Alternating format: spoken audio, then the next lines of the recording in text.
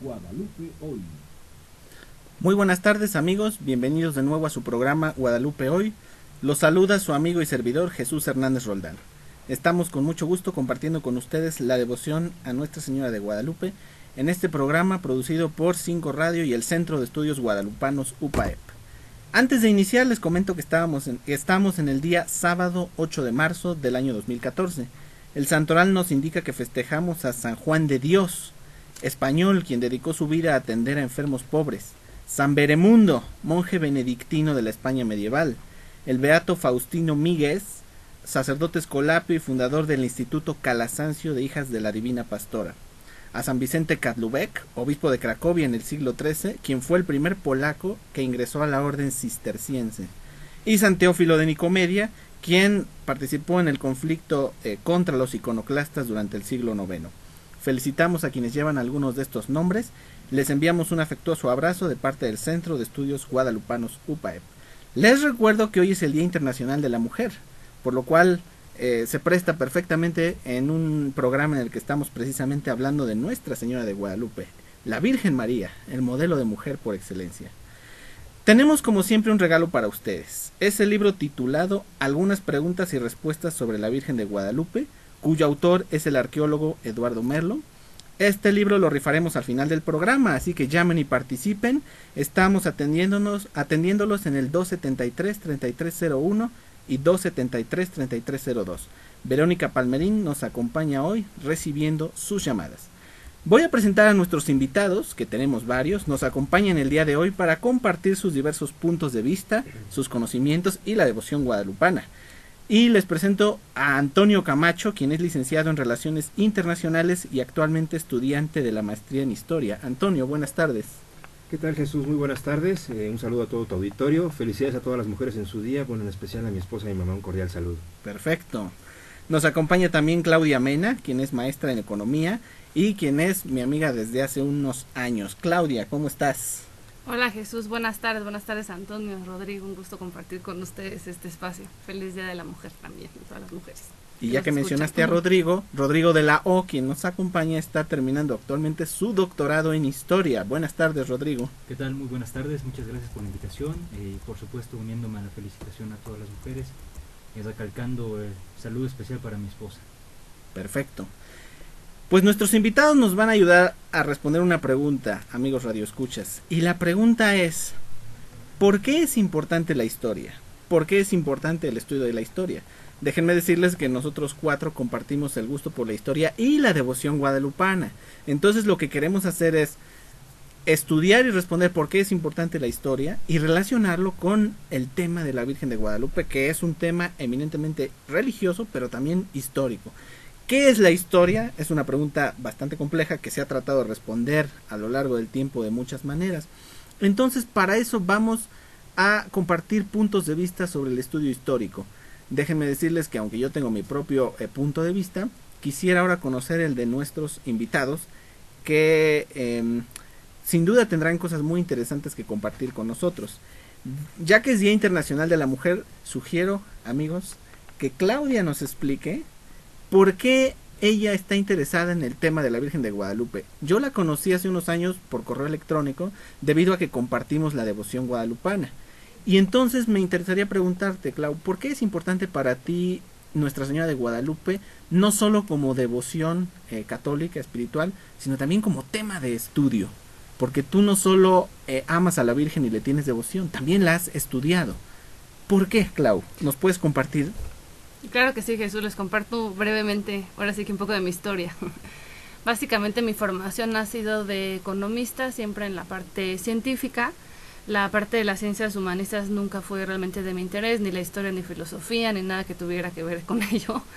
Pero realmente cuando hice mi posgrado, cuando saliendo del país, me preguntaban realmente qué tenía de particular el ser mexicano, ¿no? ¿Qué significaba? ¿Qué le podíamos nosotros aportar al mundo? Y me daba cuenta, 1, de mi ignorancia en el tema, definitivamente. 2, también el hecho que nosotros, al ser fruto de un mestizaje de la parte indígena y española, pues realmente no conocía a nadie, y yo me incluía, que fuera orgullosamente indígena y a la vez orgullosamente español, ¿no? Como que siempre tenemos que desechar una parte para sentirnos orgullosa de la otra. Sí. Entonces realmente mi acercamiento a la historia fue por un interés personal, porque dije, bueno, realmente qué nos determina como mexicanos, realmente qué le podemos aportar al mundo, y realmente este mestizaje del cual yo formo parte después de toda la historia, qué riqueza puede tener, ¿no? Entonces el medio natural para conocer esto un poco más, pues fue la historia. Entonces realmente tuve que adentrarme en un mundo completamente ajeno al mío, pero que me hacía descubrir cada vez más quién soy, y el descubrir quién soy me hacía más libre y estar mucho más contenta conmigo mismo, con los demás, y también de ver que hay un mundo fascinante del cual formamos parte y que muchas veces no nos damos cuenta, pues por esto precisamente, por la ignorancia de nuestra propia historia, ¿no? Bueno, creo que mencionas un punto muy importante, y es que el primer paso para aprender es reconocerse ignorante. Y en este sentido, pues todos siempre tenemos algo por aprender. El caso del compañero Antonio, que nos va a compartir ahora su experiencia, es, a ver, explícame, ¿por qué siendo licenciado en Relaciones Internacionales te ha interesado a ti el estudio de la historia, Toño? ¿Nos puedes explicar? Claro que sí, Jesús. Mira, todo viene desde que era mi elección de lo que era la licenciatura. Estaba un poquito entre lo que era las ciencias políticas, que es otra de mis pasiones, y bueno, encontré en lo que son las relaciones internacionales un poquito de lo que me gustaba, la parte de la economía, la ciencia política y la historia. Siempre tuve una inclinación de la historia desde la secundaria, y en relaciones internacionales encontré lo que era una pequeña parte de la historia, pero pues estaba muy limitada y muy acotada hacia lo que es el conocimiento de México al exterior, y siempre estaba la pregunta, bueno, conocer un poquito lo que es mi país siempre es importante, va más allá de conocerlo de otras culturas, que por supuesto se vale. Y bueno, tuve un par de oportunidades de acercarme a culturas extranjeras, pero pues bueno, al saber de dónde venía, qué era, cuál era toda la parte de lo que hacía que nos llamáramos mexicanos, el por qué nuestra identidad, me llevó a buscar lo que es una maestría en historia. Y actualmente, pues bueno, estoy enfocado un poquito más a lo que es la historia de México, y pues bueno, con gusto te puedo decir que encontré muchos aspectos de la historia de México en esas materias que he tomado. Actualmente estoy con una de estudio del siglo XIX, que es la formación de nuestro Estado-Nación como tal, a partir de todos los conflictos armados que hubo, y cómo fue que todo eso repercutió a nuestro día de hoy, cómo estamos así, digamos, con nuestro ambiente social y político, lo económico, y entender nuestro día a día como tal. Y dentro de esta parte también es entender nuestras costumbres y tradiciones, por lo cual también es importante saber que, bueno, en este estudio que siempre la Virgen de Guadalupe, que estuvo siempre desde el inicio, desde lo que fue la parte del, como mencionó la compañera, el mestizaje, desde 1531, desde los inicios de la conquista, y al día de hoy, que es uno de los íconos más importantes de nuestra identidad mexicana. Oye, muy bien, y creo que con lo que ha dicho Claudia y con lo que ahora mencionas tú, podemos sacar una especie de teorema o de frase icónica en este sentido, que el mexicano, independientemente de lo que estudie, debe conocer su país y lo que le da, lo que forma la cultura de su país, los elementos que forman la cultura de su país, y para eso es importante el estudio de la historia, y es lo que a ambos los ha llevado a interesarse un poco, porque ninguno de nosotros, ni yo tampoco, que se los quiero confesar, amigos radioescuchas, yo tampoco soy historiador, mi formación es de ingeniero mecánico. O sea, cualquiera pensaría que un ingeniero no tiene nada que ver con la historia. La realidad es que, como nos han comentado Claudia y Toño, el solo hecho de ser mexicano nos obliga a conocer un poco la historia y la cultura de nuestro país. En este sentido, me gustaría ahora que nos diera su opinión Rodrigo, quien sí tiene una formación de historiador. A ver, Rodrigo, ¿tú por qué te interesaste en estudiar historia? Bueno, efectivamente, puedo decir que, así como han dicho mis un par de compañeros y colegas, mucho tiene que ver con una historia personal. Desde que tengo uso de memoria, la historia ha sido la materia que siempre había llevado las máximas calificaciones que podía yo alcanzar, ¿no? Entonces, en ese sentido, no me fue tan complicado decidirme por meterme a estudiar la licenciatura en historia, obviamente sin tanto conocimiento de lo que podría implicar, no simple y sencillamente esta pasión ya, digamos, de muchos años, incluso desde la primaria, que recuerdo que tenía hasta este momento a final del doctorado. Y en efecto, me llama mucho la atención que la historia aparentemente tendría una visión, digámoslo así, de poca utilidad práctica, ¿no? En un término muy general, pero en realidad es absolutamente todo lo contrario. Como bien acaban de señalar, me parece que es importante acentuar que cada una de las personas que viven en este país están involucradas en la historia del país, ¿me explico? O sea, porque no es una historia que tiene que estar construida desde, digamos así, desde las altas esferas de poder o desde los ámbitos económicos o políticos, sino que cada ciudadano está involucrado en una historia. Claro, el impacto de la práctica, de la actividad, de la vida de los individuos, de los colectivos, donde quiera que se encuentren, estarán, digamos, con cierto radio de acción en su entorno, ¿no? Pero a mí me impresiona cómo el conocer la historia, adentrarse a la historia de un caso concreto de nuestro país, parte del presente, no parte de un divertimento, digamos, ocioso, sino simple, o sea, es un impacto por el presente que nos hace preguntarnos por qué las cosas están como ahora, ¿no? ¿Por qué hay retomando el tema de la violencia y etcétera, por qué hay cierto tipo de prácticas de violencia que se han mantenido a lo largo de la historia y que se han arraigado en la sociedad mexicana, incluso si uno amplía la mirada un poco más, incluso a toda América Latina y el Caribe, ¿no? Y en algunos rasgos esporádicos en Europa, Estados Unidos, ¿no? Por decir, hablar nada más del mundo occidental. Entonces, ¿cómo entender estas problemáticas o estas circunstancias actuales? Una de las posibilidades para comprenderlas es mirando la historia, porque hay procesos históricos que tienen ritmos de larga duración, de mediana o de corta duración. Si uno incluso piensa en la historia natural o en el desarrollo de la propia naturaleza y la evolución natural del mundo, del planeta, es un ritmo totalmente desproporcional al ritmo de la vida humana, ¿no? O sea, son miles y cientos de miles de años, ¿no? En la formación del planeta, pues es este ritmo, esta variable temporal, también es aplicable a los hechos humanos, porque hay historias que pueden ayudarnos a entender nuestro presente, ¿no? En ese sentido, yo creo que es muy interesante lo que dices, y ahorita vamos a platicar un poquito sobre cómo en el área en que cada uno de nosotros ha hecho sus estudios profesionales, encontramos un desarrollo y un proceso histórico. Por supuesto, la ingeniería actual no se comprende sin la historia de la misma ingeniería. Toño, tú que estudias relaciones internacionales, estarás de acuerdo que también las relaciones entre naciones han evolucionado y han cambiado con el paso del tiempo. ¿Esto lo has tomado en cuenta o te ha interesado también para estudiar historia? Sí, por supuesto, porque también desde la formación de los estados, bueno, hay algunos estados que tienen una historia común, sobre todo en Europa. Hay muchos que tienen, digamos que sus orígenes desde lo que es la cuestión racial, y bueno, con el paso de los años se fueron delimitando con el concepto de las fronteras, que es un término de relaciones internacionales, para poder en este caso definir las diferencias que hay, pero siempre hubo un origen común que podemos ahorita seguir ahondando. Muy bien, pues tenemos que irnos a nuestro primer corte. Los invitamos a que nos sigan llamando al 273-3301 y 02. En un momento estamos de regreso con ustedes. Eso. Vamos. Llama al 273-3301 y 275-402. Guadalupe hoy. El Centro de Estudios Guadalupanos UPAEP y 5 Radio a cargo de la transmisión de este programa. Y el día de hoy estamos con un grupo de invitados selectos para ustedes que nos están hablando del tema de la historia y relacionándolo con la Virgen de Guadalupe. Agradecemos las llamadas de Dolores Sainz, de María Hortensia, de Socorro Reyes, de Mónica Domínguez. Sigan llamando, les recordamos que estamos rifando el libro Algunas preguntas y respuestas sobre la Virgen de Guadalupe. Su autor es el arqueólogo Eduardo Merlo.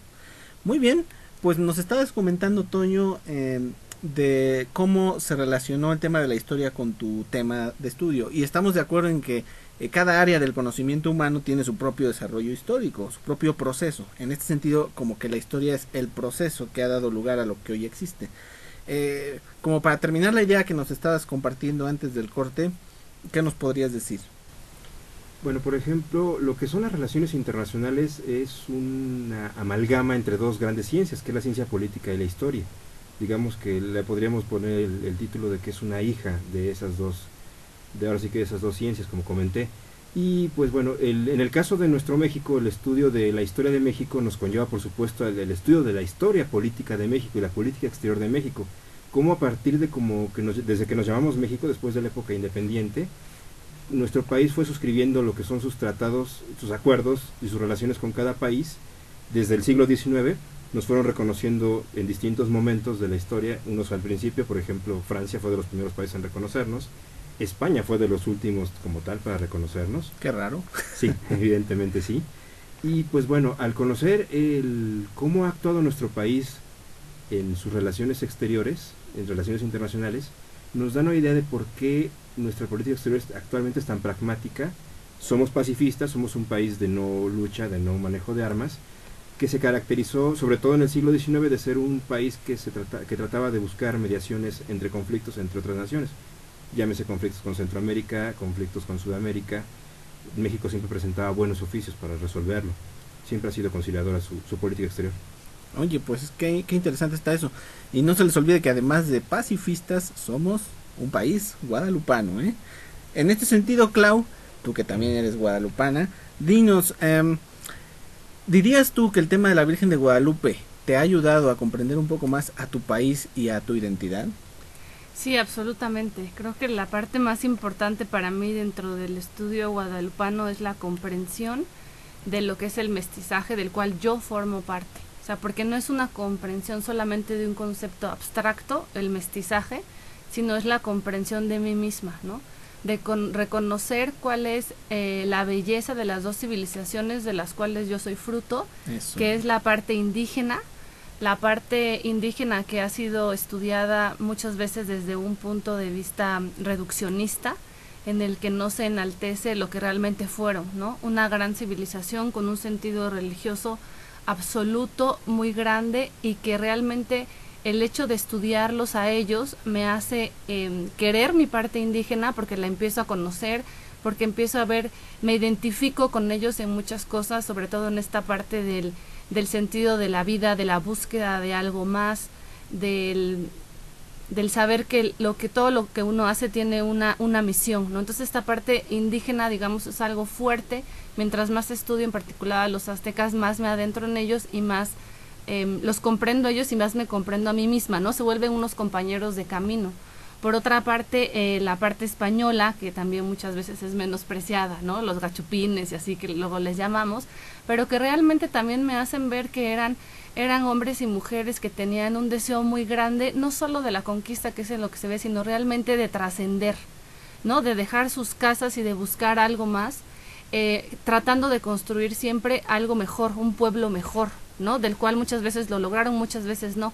Pero en resumidas cuentas, el hecho de estudiar la parte indígena, de estudiar la parte española y de estudiar el mestizaje me lleva indudablemente hacia un conocimiento más de mí misma, hacia conocer más a todos los demás y a decir que soy orgullosamente indígena y orgullosamente española, y también que este mestizaje tiene un rostro en la Virgen de Guadalupe, ¿no? Entonces no puedo comprenderme a mí misma sin comprender mi parte indígena, sin comprender mi parte española, que se queda plasmada en el rostro de la Virgen. Entonces, conocerla más a ella desde el punto de vista histórico hace que yo me conozca más a mí misma, y conocer el pueblo del cual vengo y la belleza del pueblo del que vengo, y eso me lleva a tener más certeza sobre el futuro también, ¿no? Pues tomen nota, amigos radioescuchas, es una afirmación bastante enorme la que ha hecho Claudia, ¿eh? Conocer a la Virgen de Guadalupe para conocerse a uno mismo como mexicano. La verdad, yo soy de los que piensan que no se puede comprender la identidad mexicana sin estudiar a Nuestra Señora de Guadalupe y a la conquista de México. Pero en ese sentido, ¿tú qué opinas, Rodrigo, que eres historiador y que tienes una formación metodológica sobre este tema, de la relación entre la historia de un país y la comprensión de su identidad? ¿Qué nos puedes decir a este respecto? Pues bueno, de verdad es un tema bastante amplio y bastante rico. De hecho, puede uno aquí jalar varios hilos. Uno de ellos, por ejemplo, es la relación entre la historia y la memoria, la relación entre la historia y la identidad, la relación y la historia y comprender nuestro presente, digamos, nuestra situación contextual actual, como habíamos dicho en el bloque anterior. Y en efecto, o sea, los que se han dedicado a estudiar identidad mexicana, han retomado definitivamente el ámbito religioso y el ámbito guadalupano. Y sí, digámoslo así, llama mucho la atención la complejidad de lo que se empezó a formar a partir de la conquista y todo este proceso de transición al sistema colonial, luego el siglo independiente, etcétera, ¿no? Hasta estos días. Y en efecto, esta complejidad no refleja sino precisamente el encuentro de dos mundos que, digámoslo así, en el imaginario general se piensa como separar a los indígenas, a los españoles, e incluso también hay que agregar a todos estos africanos que llegaron de diferentes partes de la costa atlántica de aquel continente, para generar una sociedad que se identificó como una sociedad colonial, virreinal, una sociedad diversa, que los últimos estudios están poniendo en tela de juicio todas estas pretensiones de división social, cuando en realidad hubo una interacción social bastante fuerte, una mezcla muy fuerte desde el principio. ¿Y qué quiere decir esto? Que uno de los contextos, digámoslo así, en los cuales se llevó a cabo esta convivencia, y a través de los cuales se puede explicar a sí mismo esta convivencia, es precisamente el ámbito religioso. Y en estos definitivamente va destacando, sobre todo a partir del siglo XVII, el ámbito del culto a la Virgen de Guadalupe. Y muchos autores han dicho que son conflictos entre élites españolas, entre la Virgen de Guadalupe, una Virgen, la Guadalupe Nueva Hispana, y una Virgen que no recuerdo ahora el nombre, en España. Pero en realidad adentrarse al estudio de la Virgen de Guadalupe en la época colonial nos va a llevar a, entre otras cosas, a reconocer, a afirmar, o por lo menos a preguntarnos cómo este elemento religioso, cómo digámoslo así, este milagro permeó todas las capas de la sociedad colonial, ¿no? Y de qué manera cada una de estas le fue atribuyendo un espacio dentro de los pilares sobre los cuales sustentaba la vida, ¿no? Entonces, en este sentido no es un asunto menor, y como bien decía Claudia, el vínculo con la historia en esta, digamos, larga duración de la Virgen de Guadalupe hasta nuestros días, como un culto que identifica a México, en México y fuera de México, no pierde vigencia, porque sigue permeando cada una de las capas de la sociedad. En efecto, o sea, no hay forma de decir que uno es mexicano sin tomar en cuenta este aspecto. Sí, de hecho, hay en México personas a las que no les hace gracia que el estandarte del cura Hidalgo fuera la Virgen de Guadalupe. No pueden borrar el hecho de que la Virgen de Guadalupe fue la patrona de los insurgentes, de los cristeros, y fue patrona de la Nueva España por dos aspectos. Vox Populi, por un lado, pero también de manera oficial. El gobierno virreinal la jura por patrona, y la Virgen de Guadalupe ha formado desde entonces parte esencial de la identidad mexicana. Sí, y solo anotar, incluso para aquellos que no son creyentes en general, incluso el hecho de tomar una postura frente a la Virgen de Guadalupe ya quiere decir algo. O sea, el hecho de tomar una postura negativa, o no creer a la Virgen, etcétera, el cristianismo, etcétera, implica que uno toma una postura, ¿no? Y que finalmente la toma porque está ahí, ¿no? Es parte del bagaje cultural y social de este país, ¿no?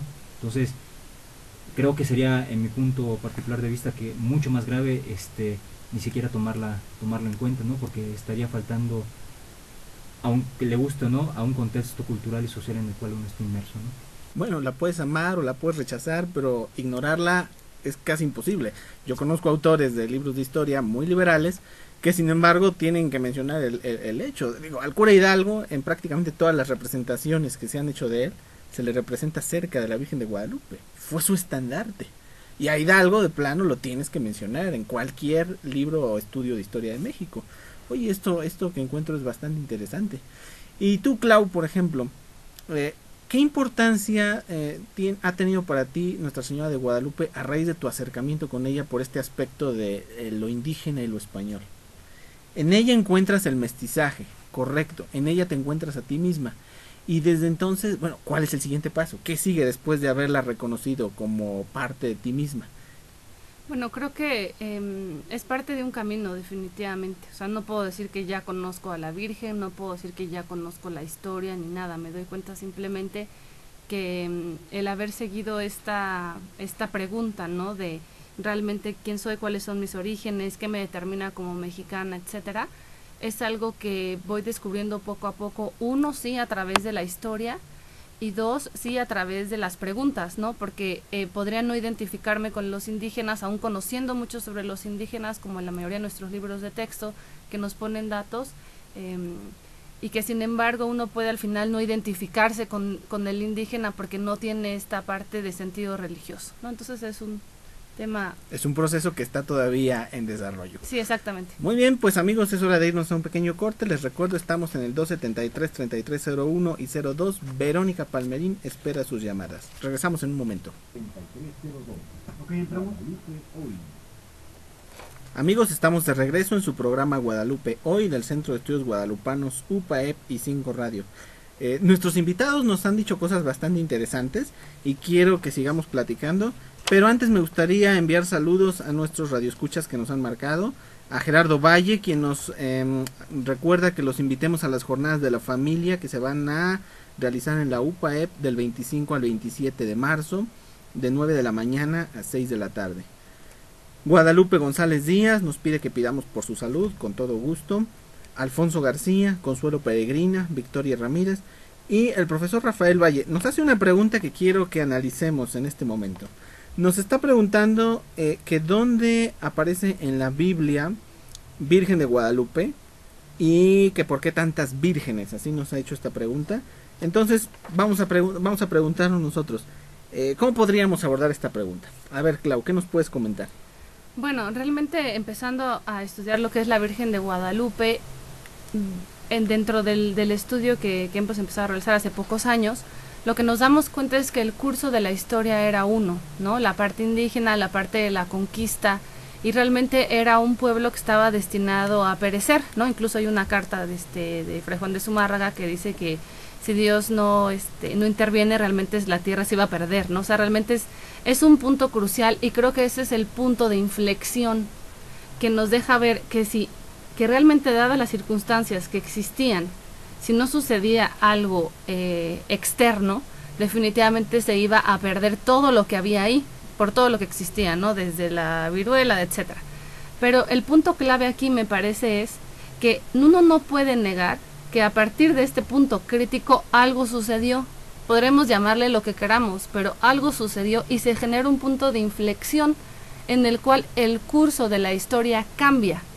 Entonces, uno podrá no aceptar o decir que la hipótesis de que es la Virgen de Guadalupe, la aparición de la Virgen de Guadalupe, la que es generadora de un nuevo pueblo, que es el mestizaje.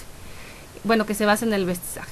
Pero me parece una cosa que todos deberíamos de hacer cuentas. Si no es la Virgen de Guadalupe el punto de inflexión, alguien que se atreva a decir que o rechazar las apariciones y demás, tendría que generar su propia hipótesis de qué fue lo que generó este punto de inflexión, porque si hay algo, y aquí los historiadores pueden dar su opinión también al respecto, si hay algo que hizo que cambiara y que existiera un punto de inflexión, no lo podemos negar. Entonces me parece de entrada que sí, para abordar el tema tendremos que abordarlo uno desde la perspectiva histórica, me parece, más que desde la perspectiva religiosa, que también se debe de abordar ahí, pero me parece que el punto aquí es la parte histórica. Y dos, sí tendrían que decirnos entonces cuál es la hipótesis al respecto de cuál es la generación de un nuevo pueblo, que es un hecho que no se puede eliminar, porque de entrada no podrían eliminarnos a nosotros mismos, que somos el resultado de este pueblo, ¿no? Salvo, digo, la mejor opinión de mis compañeros aquí panelistas. A ver, ¿qué opinas al respecto, Toño? Bueno, pues sí estoy de acuerdo con lo que comenta Claudia, pues sí tuvo que haber habido un punto de inflexión en respecto a lo que es bueno, como lo vi como una unión de culturas. El mexicano como tal, bueno, como lo percibimos al día de hoy en nuestro etos, como se maneja ahora sí que en el ámbito histórico, no podemos negar que la Virgen de Guadalupe fue el camino y el punto de unidad también por el cual se determinó la identidad del mexicano como tal al día de hoy. Y bueno, recordemos un poquito la historia como tal, su origen, que es una ciencia de indagación, nos hace ver que al estudiar lo que es el origen de la Virgen de Guadalupe, nos lleva en este caso, a un punto en el cual no podemos comprender al México actual, al México colonial, al México independiente, al México revolucionario y al México contemporáneo sin el etos guadalupano como tal. Muy bien. ¿Rodrigo? Sí, de acuerdo. A mí lo que me llama la atención, poco también por mis inclinaciones hacia la historia colonial, es que el contexto, digámoslo así, general en el cual se desarrolló este milagro, o estas apariciones, o como dice Claudia, pues que efectivamente sucedió algo,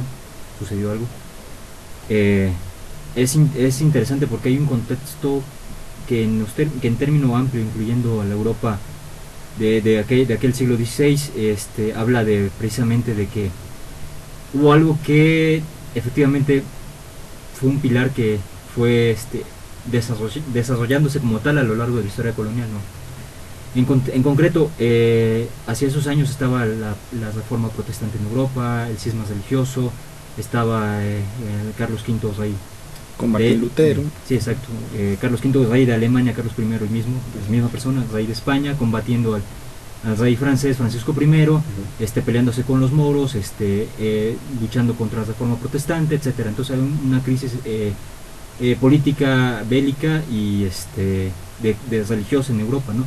Y en América, como bien señala Claudia, citando brevemente la carta de Fray Zumárraga. ¿Fray Juan de Zumárraga?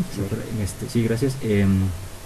Menciona que esta carta indica que los primeros años de presencia española en lo que fue Nueva España estaba en riesgo por diferentes circunstancias. La debacle demográfica de la población original, los españoles que tampoco eran tantos, el exceso de trabajo, etcétera, toda una serie de circunstancias que estaban poniendo en duda la empresa colonial en Nueva España, ¿no? Como sucedió en las Antillas previamente, ¿no? Y entonces sucede este hecho, ¿no? Este asunto, lo que pasa con Juan Diego, lo que ya sabemos, y a partir de eso cambian las circunstancias. Digamos que la población que de algún modo, que también es otra discusión, que se adhirió al credo religioso católico, compensó numéricamente a la población europea que había dejado las filas del catolicismo durante todos estos años de la reforma. Los datos exactos, estrictamente hablando, no los tengo en la memoria ahora, porque esto de los números, también por eso me metí a estudiar historia, ¿no? No se me da mucho, sí. Está bien. Pueden también preguntarle a mi esposa, ella es bastante, en fin. Pero el asunto es que en términos contextuales y en términos del marco histórico, definitivamente sucedió algo. Si bien es cierto que pueden argumentar presiones, coacción, toda una serie de cosas para que estos población originaria, aztecas, mayas, etcétera, se convirtieran al catolicismo, es también un tema de discusión. Efectivamente hubieron presiones y demás, pero eso no niega la categoría de la posibilidad de que estas personas se hubiesen adherido, rescatando su bagaje incluso prehispánico, que también es otro tema, con lo que estaba llegando con los españoles, que entre otras cosas el cristianismo. Y efectivamente hay muchos tabús al respecto, pero también hay que tomar en cuenta que la historia, el ejercicio de hacer historia, es una aproximación hacia el pasado, porque por diferentes circunstancias no podemos acceder al pasado a detalle. Entonces también hay que tomar en cuenta esto, ¿sí? Son aproximaciones. No, y de hecho déjenme decirles que es un reto muy fuerte para el que no cree en las apariciones guadalupanas explicar cómo México se convierte al cristianismo después de haber rechazado previamente convertirse. Los indígenas al principio no querían convertirse. Para ellos sus dioses eran el centro de su vida. Esto de que les cambien por un dios advenedizo no les cabe en la cabeza. Y entonces, si tú no aceptas este punto de inflexión, tienes un reto tremendo. Quien mejor lo ha intentado resolver es el historiador Edmundo O'Gorman, pero ni siquiera él resuelve este misterio. Él lo intenta explicar sin una intervención sobrenatural, que era lo que mencionabas tú, una intervención diferente, externa, superior, divina. Entonces, bueno, ese es el reto que hay que explicar. Respondiendo a su pregunta, amigo Rafael Valle, no, ciertamente en la Biblia no encontramos la palabra Guadalupe. Recordemos que la Virgen de Guadalupe es María, la Madre de Jesucristo. Es a ella a quien nosotros como católicos veneramos, la Madre de Jesucristo. ¿Dónde está en la Biblia la Madre de Jesucristo? Usted lo puede encontrar a partir del Evangelio de San Lucas, cuando el ángel le da el anuncio a la Virgen María. Es la primera vez que se le menciona y bueno, constantemente en el Nuevo Testamento usted la encuentra mencionada, así que no se preocupe porque sí está en la Biblia. La otra pregunta de por qué muchas vírgenes, recuerde que no son muchas vírgenes, son muchas advocaciones o representaciones culturales de una sola persona, que es la misma Virgen María, de quien estábamos hablando. Muy bien, pues amigos, estamos enfilando ya hacia el final de nuestro programa, entonces los invitamos a que sigan llamándonos al 273-3301 y 02. Estamos rifando precisamente el libro Algunas preguntas y respuestas de la Virgen sobre la Virgen de Guadalupe. En este libro ustedes encuentran muchos datos. Son preguntas sencillas, no creen que es un librote grande de estudio. Es un libro pequeño, como un manual, digamos, para que nos vayamos dando una idea de la importancia de la Virgen de Guadalupe, de los problemas históricos que se abordan para quienes estudian el tema guadalupano, de los cuales pues estamos nosotros estudiando una parte. Estoy viendo que todos nos estamos interesando en la historia por diferentes motivos, lo cual es excelente. Qué aburrido sería que todos estudiáramos la historia por una sola razón común. Es mejor que haya muchas vías que nos lleven a la historia. Y en tu caso, Rodrigo, tú que estudiaste historia, por lo visto, seguiste interesándote en ella. Todos nosotros, Claudia, Toño y yo venimos de otra carrera. Tú en cambio eres licenciado en historia, maestro en historia y doctor en historia. Próximamente doctor en historia. ¿Y qué fue lo que te impulsó a seguir en la historia? A iniciar y a seguir en historia. Pues en términos muy concretos, el gusto por la historia, el gusto por la época en la que estoy ahora trabajando, el gusto por leer los documentos, el gusto por una pasión que tengo desde hace, como dije al principio, desde la primaria, o sea, 7, 8 años. Hay que apasionarse en todo lo que hagamos. Muy bien.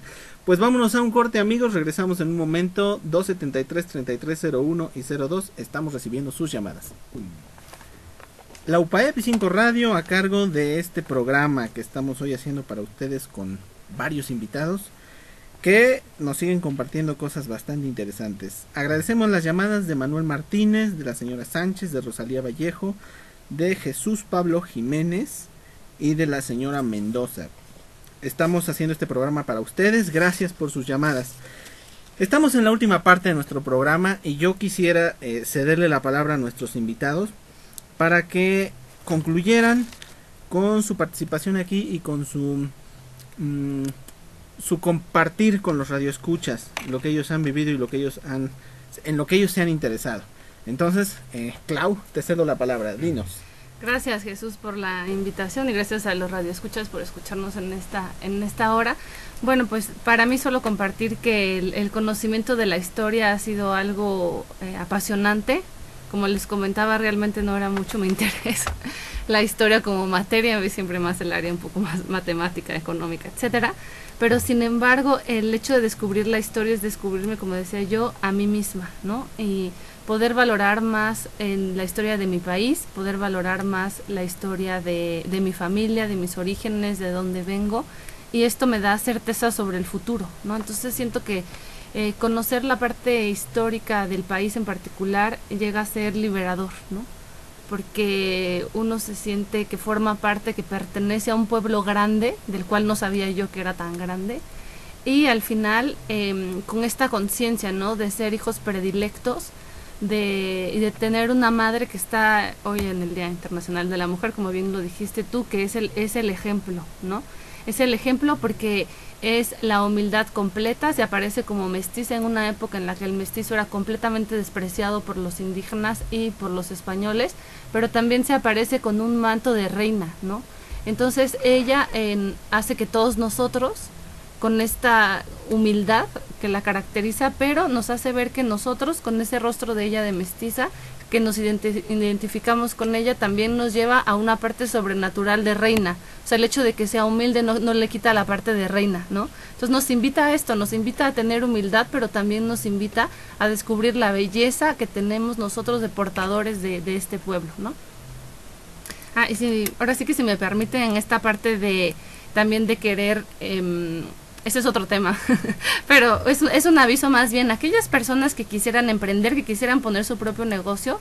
Los invito a una plática, una charla informativa este martes 11 de marzo a las 5 de la tarde en el convento de San Gabriel, en San Pedro Cholula. La entrada es por la oficina conventual, ¿no? Aquellos que tengan interés en poner su propio negocio, interés en tener ingresos extra, interés en empezar algo nuevo, ¿no? Entonces los esperamos. ¿Es entrada libre? Es entrada libre y nos esperamos ahí con mucho gusto y gracias por la... ¿Nos repites el día y la hora? Sí, sería el martes 11 de marzo a las 5 de la tarde en el convento de San Gabriel y de San Pedro Cholula, y la entrada es por la oficina conventual. Perfectamente. Toño, ¿qué nos puedes decir para despedirte de los radioescuchas? Bueno, antes que nada agradecerte, Jesús, Claudia, Rodrigo, amables escuchas, por este pequeño espacio interesante. Ahora sí que hemos oído bastantes puntos de vista interesantes respecto a lo que es el estudio de la historia y pues también de Nuestra Señora de Guadalupe. Nada más para concluir la invitación a estudiar lo que es la historia. Nada más decirles a los radioescuchas que más allá de lo que nosotros creemos que es la historia, que es un conjunto de datos que son muy lejanos o que a lo mejor no pensamos que nos pueden llegar a interesar, la historia es una aproximación a la vida, como dice un autor que se llama John Huizinga. Es una ciencia totalmente humana, es un elemento que nos puede acompañar día a día. Donde volteemos va a haber historia, en cualquier lado. Se puede hacer historia de todo, de la ciencia, historia económica, historia política, historia de la religión. Todo es sujeto de historia. Y entonces, pues bueno, amables escuchas, pues bueno, conocer un poquito más acerca de nuestra cultura, de nuestro pasado, de nuestro presente, que se vuelve en un momento dado historia, para poder ser un pueblo culto, ahora sí que lleno de información, y poder tomar siempre las mejores decisiones en nuestra vida y en nuestro día a día. Muy bien, Rodrigo. Pues bueno, muchísimas gracias por la invitación, gracias a colegas y amigos que están aquí compartiendo este espacio, y bueno, solo quiero cerrar tomando en cuenta un aspecto. Creo que es, bueno, a mi parecer es fundamental en cuanto a comprender el papel de la historia en nuestra sociedad contemporánea, un poco tal vez muy metida en ámbitos muy prácticos, ¿no? Que finalmente también se explican en torno al que vivimos en un mundo capitalista, ¿no? Entonces eso también hay que tomarlo muy en cuenta. Muchas veces lo pasamos por alto, pero el mundo capitalista no existió desde el principio de los tiempos, ¿no? Entonces a mí lo que me queda muy claro es que meterse en la historia, involucrarse en la historia, implica tener la posibilidad de conocer mejor nuestro presente, porque finalmente partimos de nuestro presente, como habíamos comentado desde al inicio del programa, y esto nos permite generar preguntas, generar opiniones, generar perspectivas respecto a las situaciones que estamos viviendo, ¿no? Desde las cosas más generales, las situaciones que pasan en nuestro país, que no creo que valga aquí listarlas, pero definitivamente desde ese nivel tan general hasta los ámbitos más personales, ¿no? Como es lo que amablemente nos ha compartido Claudia, ¿no? Y en nuestro caso, pues esta pasión por indagar con cierta, digamos, metodología o cierta forma de aproximarnos al pasado, no es sino precisamente por un interés hacia el presente. Y no quiere decir que estamos desligados y que no nos interese lo que pase frente a nuestros ojos, lo que podemos saber ahora, porque efectivamente algún día vamos a dejar este mundo y veremos que lo que vivimos también va a ser parte de la historia. Muy bien, pues es momento de despedirnos, amigos. Agradecemos a nuestros invitados, Rodrigo de la O, Claudia Mena, Antonio Camacho. Agradecemos a Verónica Palmerín en los teléfonos, a Giovanni Portillo en los controles. Le comunicamos a Rosalía Vallejo que ella es la ganadora del libro. Puede pasar por él a la 9 Poniente 1517 en horario de oficina a partir del lunes. Los esperamos el próximo sábado y que Dios nuestro Señor los bendiga. Hasta luego.